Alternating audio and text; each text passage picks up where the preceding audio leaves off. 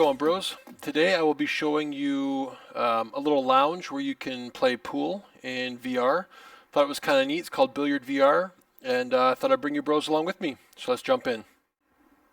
Okay, so as you can see, we are sitting here in a lounge. I've got like a TV and a couch and a pool table. So I've got the left Hydra on my chest for positional tracking so that I can turn around or face whichever direction. And then the right Hydra is the stick. So let's give this a try.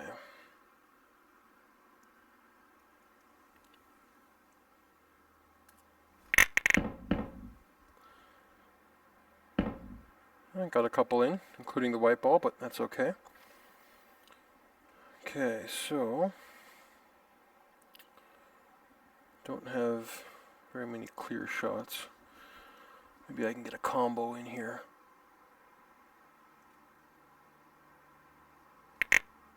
Nope, close.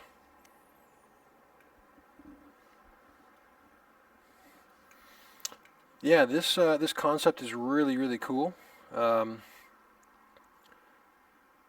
It would definitely be cool with multiplayer.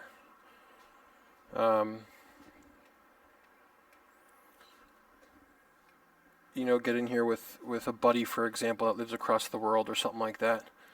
That would be kind of neat.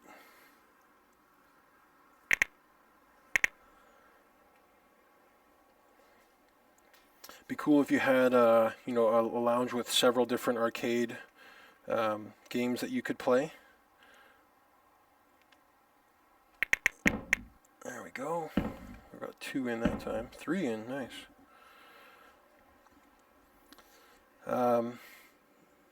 But yeah, I mean, the use of the Hydra for this is, is really cool. Whenever you're dealing with the left Hydra for positional tracking, it's a little tricky to set up and doesn't always work the best, but you know, it's definitely doable. Okay.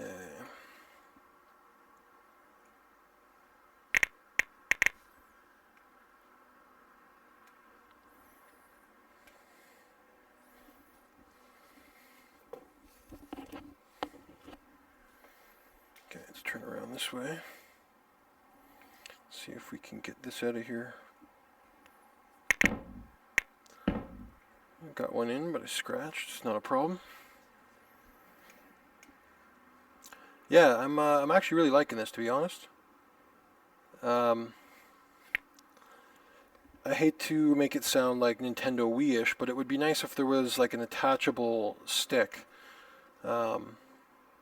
that we could get on the right Hydra here for my left hand, just so that it felt a little bit more like I was holding a stick. But overall, this is really cool. You know, having a little hangout lounge like this could potentially be really cool. Like if you know, for example, I got a buddy who just moved back to Brazil, and you know, we still try and do some gaming, but it would be really cool if you know, there was like a central hangout lounge like this, and then you could play games within there, you know. And I've seen some applications that are allowing that, and yeah, I mean, it just opens the door for like a whole new way to experience things.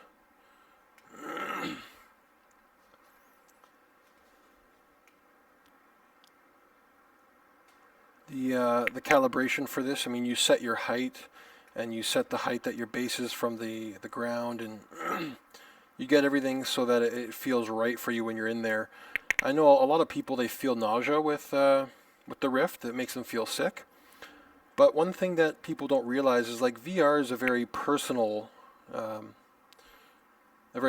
thing. Like, you have to set up the pupil distance between your eyes. You know, depending on the game, if you're standing up, you have to have the proper height. So when you look down, it feels like you're standing on the ground. You know, if it feels like your head is in your neck, it's not going to be a very good experience.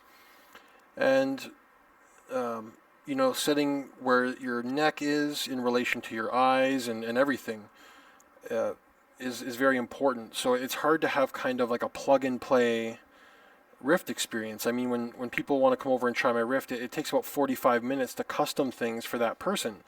And then to jump back and forth, you know, it's a very personal thing. And for me, I've told you guys before, the first time that I tried the Rift, I spent 10 hours in it.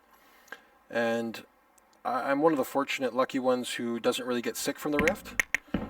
So I'm very lucky and I'm very thankful for that. But I think it's also because I take the time. I use the SDK to get everything proper. You know, like it's set up for me, and you know that's really important. So I know like a lot of people who they go to like PAX or different game conventions.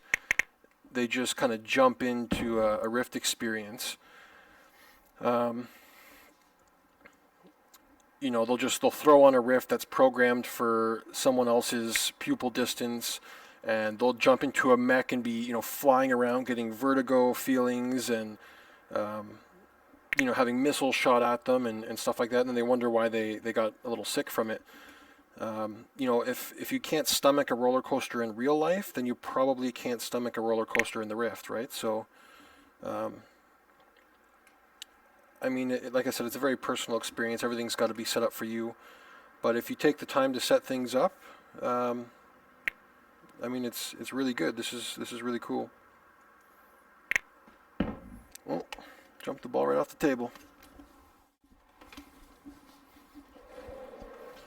Yeah, so that was definitely really cool. I feel like when you're dealing with the positional tracking, being able to spin 360s a little, it can be disorienting, especially considering the Rift is still wired. When it's a wireless version, which I know they're working towards that, it'll be a lot better, I think, for sure. Or if you're on like an omnidirectional treadmill, that'll make it a little bit easier. But for now, especially like when I'm recording, trying to be conscious of the camera, you know, it's difficult to be turning around 360 with cords and stuff.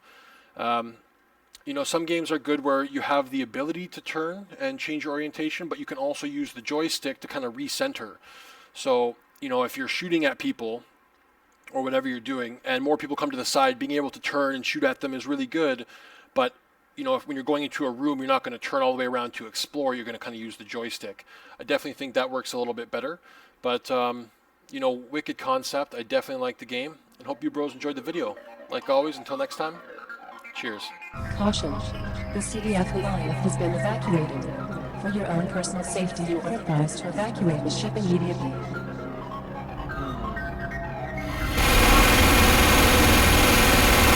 So the 3D is really good here. Watching the casing from the bullets come out is really good.